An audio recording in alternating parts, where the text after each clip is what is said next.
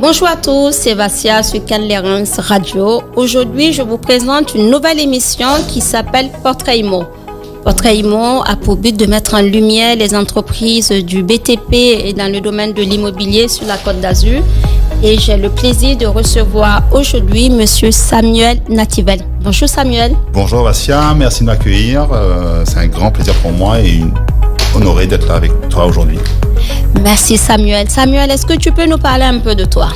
Alors, moi je suis originaire de La Réunion, donc j'ai fait mes études à La Réunion, un bac pro en génie civil. Par la suite, je suis venu ici en métropole. J'avais ciblé volontairement la Côte d'Azur parce que c'était l'immobilier qui me plaisait. Et je suis venu faire un BTS en économie de la construction. Puis j'ai continué à Toulouse à faire une gestion de travaux pour PME, tout en visant de vouloir m'installer sur la Côte d'Azur, Cannes, où là, c'est le fief de la construction de luxe. Parce que construction, ça veut tout dire, et pour beaucoup de gens, mais en tout cas, viser la villa de luxe, c'est un domaine auquel je savais qu'il y avait de la prospérité derrière. Donc nous sommes installés à Mougins, nous sommes installés depuis 2005, ça fait quasiment 20 ans. Nous nous entourons de beaucoup d'artisans du secteur. On favorise les gens du bassin cannois. Ça peut faire venir aussi des gens de pays limitrophes, italiens, espagnols. Tout ça pour répondre aux besoins de notre clientèle. Très bien, c'est super. Dans ce cas-là, Samuel, maintenant que tu viens de nous expliquer, de nous parler un peu de toi et comment est-ce que tu arrives à ton poste, est-ce que tu peux nous dire ce qui t'a amené à devenir entrepreneur ? Alors, le désir d'entreprendre, je l'ai eu très jeune. On va dire depuis adolescent, j'ai mes parents qui construisaient à La Réunion, certes pas à la même échelle. Bon, on était plus sur de la construction, on va dire, créole, donc des petites cases, mais j'étais toujours attentif à ce qui se passait dans le monde et surtout dans le milieu de la construction. Après, partir à l'étranger, c'était pas trop mon but. En revanche, la métropole, c'était pas si loin. Donc le désir d'entreprendre, ça a toujours été présent en moi. Et toutes mes études n'ont jamais été de manière... ça a toujours été ciblé, étape par étape, mais pour arriver à cette fin. D'accord, oui. Donc quand j'ai commencé mon bac professionnel, bon, pour certains, on pourrait croire que c'est une fin et que c'est pas des longues études. À l'époque, on avait la chance de pouvoir continuer en BTS. Bon, il fallait avoir quand même un dossier un peu plus assez généreux. Ensuite, travailler dans un groupe, parce qu'on ne devient pas entrepreneur avec des études, on devient entrepreneur avec de l'expérience.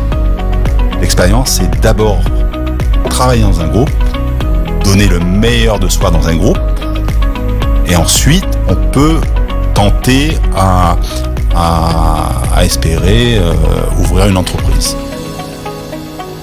Aujourd'hui, de toute manière, quelle banque prêterait à un jeune pour ouvrir une entreprise sans expérience, qui sort de l'école? C'est quoi ? Quel client ferait confiance à quelqu'un qui est bardé de diplômes et qui n'a aucune expérience? Je pense pas grand monde. C'est sûr, la question se pose, oui. Aujourd'hui, on est là, on donne le meilleur dans une entreprise, on se fait connaître de la clientèle, on se fait connaître des partenaires, parce que pour ouvrir une entreprise, il faut avoir des partenaires qui suivent. Certes, le banquier est là, mais il faut que les partenaires soient là aussi. Oui. Et les clients derrière aussi. C'est en ayant une expérience dans une entreprise, bien sûr une entreprise qui a de la visibilité. On ne parle pas d'une entreprise auquel on serait cantonné à un boulot d'artisan. Sinon, dans ce cas-là, on veut être artisan. Mais si on veut être un dirigeant et développer une entreprise, il faut de la visibilité. Oui. Et surtout, le maître mot, c'est le travail. Tout à fait. Le travail au service de sa clientèle et son professionnalisme, oui. Voilà, ça c'est déjà, si je devais donner un peu mon expérience, et surtout pour les jeunes à venir, ceux qui Maintenant, ça fait déjà 20 ans, donc j'ai un petit peu d'expérience dans le secteur. Super. En parlant de votre expérience, quelles sont les valeurs qui sont véhiculées au sein de votre entreprise? La première des valeurs dans une entreprise, c'est le travail d'équipe. C'est essentiel. Vous pouvez être le meilleur dirigeant du monde. Si vous n'avez pas dans votre équipe une cohésion, il n'y aura pas l'effet attendu. C'est sûr. C'est la première des valeurs. La deuxième des valeurs, si je pourrais dire, c'est avoir vraiment le parti pris pour le travail bien fait. Le client content, c'est la meilleure des publicités, malgré qu'aujourd'hui qu'on fasse de la radio. Le meilleur pub, c'est d'avoir un client content. Oui, qui vous recommande auprès de son réseau. De son réseau, et effectivement, et généralement, là, il y a la confiance, et après, on s'installe. Donc, ces deux valeurs-là, donc, le travail bien fait, le travail d'équipe, voilà des valeurs au sein de mon entreprise qui est très important. D'accord, super. Maintenant que vous venez de nous parler, Samuel, des valeurs qui vous véhiculent, la réussite de votre entreprise, quels sont les conseils, vous en avez un peu parlé déjà, que vous pouvez donner à des gens qui veulent entreprendre? Alors, donc, comme je disais tout à l'heure, donc, bien sûr, c'est d'avoir une solide expérience dans une entreprise. Rarement, alors je parle en ce qui me concerne, le BTP. Rarement on trouve une réussite de quelqu'un, quel que soit le niveau d'études, ça veut dire des ingénieurs même, de sortir d'une école et de se mettre à son compte. Comment pouvez-vous avoir un réseau? Je vais vous dire, le réseau, quand je parle de réseau, que ce soit banquier pour avoir une crédibilité, que ce soit fournisseur pour avoir une crédibilité, que ce soit client, toujours dans le domaine de la crédibilité, on a besoin de références. On a besoin de références. Si vos références, c'est à une très très bonne note lors de votre dernier examen, ça ne suffit pas. Ensuite vient un autre facteur, c'est la sélection des ouvriers. La sélection des ouvriers, pour ça il faut avoir de l'expérience, il faut savoir reconnaître un rendement d'un ouvrier, et ça on l'acquiert pas à l'école. On sait, on a des temps unitaires, on sait faire des calculs, pour ça on est très très bon. Par contre il faut, voilà, je reviens sur une expérience en entreprise. D'accord, super. Oui, donc il faut vraiment prendre pas mal de facteurs en compte pour vraiment se prétendre à vouloir devenir chef d'entreprise. Et Samuel, dites-nous, quels sont les principaux facteurs de votre réussite? Alors, déjà, est-ce qu'on parle de la réussite il y a 20 ans quand j'ai démarré ou d'aujourd'hui? Oh, mais des deux. Alors, des deux. Alors, quand j'ai démarré il y a 20 ans, c'est très simple, j'avais pas le choix. J'avais pas le choix de réussir parce que le peu d'économies que j'avais fait, encore une fois, des banquiers qui ne suivent jamais au départ, j'avais pas le choix d'avoir le couteau entre les dents et de travailler énormément d'heures et pas avoir de samedi dimanche, et en fait pour avoir un salaire de smicard. Mais la boîte existait. Donc c'était ma boîte, je pouvais faire...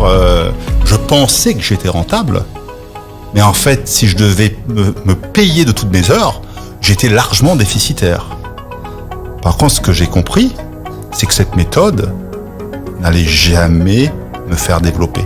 Oui. Pourquoi? Parce qu'on ne peut pas être sur un chantier, malgré les diplômes que j'avais, avec 2 ouvriers ou 3, pour contrôler, pour faire avancer, et pour avoir un travail fait.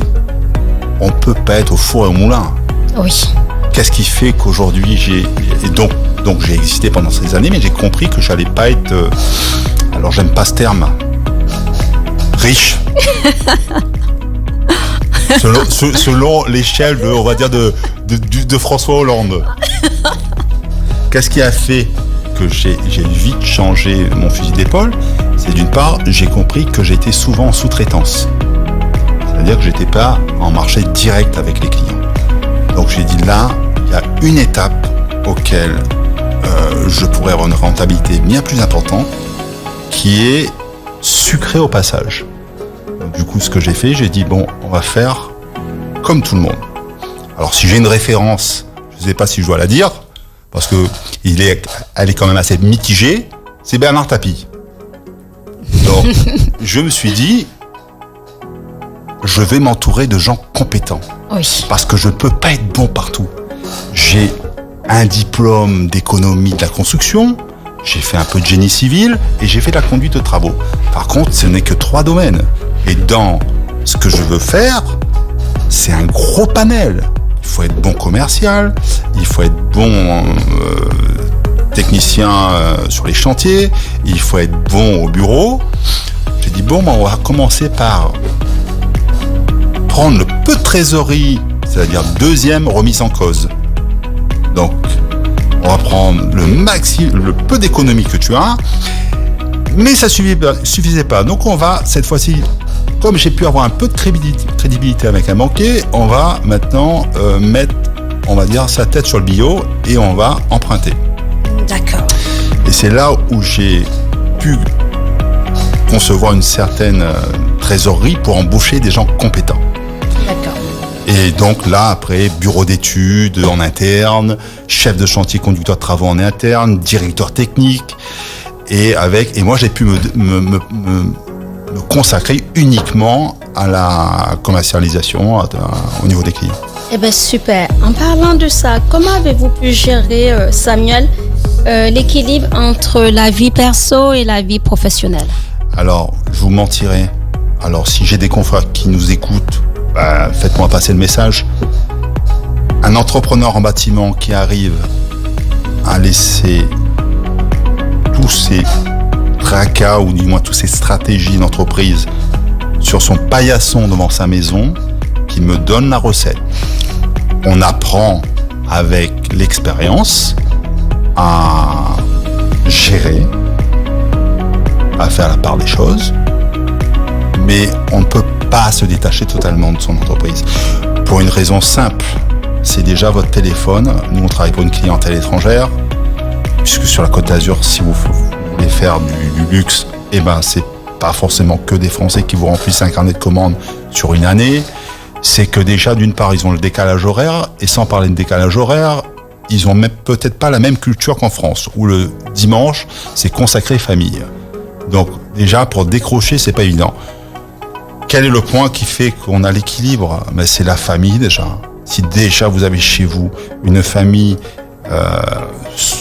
souvent une compagne, votre femme, qui vous aide, qui vous fait redescendre un peu et qui vous fait prendre conscience que, oh, stop, maintenant, 10 minutes, on est en famille. Et ça, on l'acquiert avec de l'expérience. On l'acquiert avec de l'expérience, tout ça. Eh bien, super. Merci Samuel de nous avoir présenté votre métier, votre parcours et comment est-ce que vous êtes devenu entrepreneur. En tout cas, comment vous essayez aussi d'avoir l'équilibre entre la vie perso et la vie pro, même si c'est pas toujours facile. Permettez-moi une dernière question. Qu'est-ce qu'on peut vous souhaiter de plus?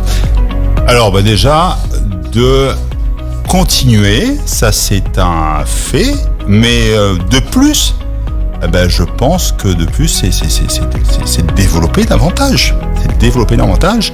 Une entreprise n'est pas faite pour stagner. Elle est faite pour développer. Et voilà, j'espère que dans quelques années, pas trop loin j'espère, je viens de vous voir, je dirais, aujourd'hui c'est plus 10 millions de chiffres qu'on fait, mais c'est 20 millions. Voilà. Eh bien, je note en me disant qu'on va vous réinviter dans quelques années pour voir le nouveau CEAC qui sera à l'ordre du jour. Et d'ici là, je souhaite à tout un chacun une excellente journée. Merci à vous, Samuel, d'avoir partagé ce plateau avec moi, avec Anne Lérins sur radio. Et je souhaite une excellente journée à tout un chacun. Merci. Merci beaucoup pour l'invitation.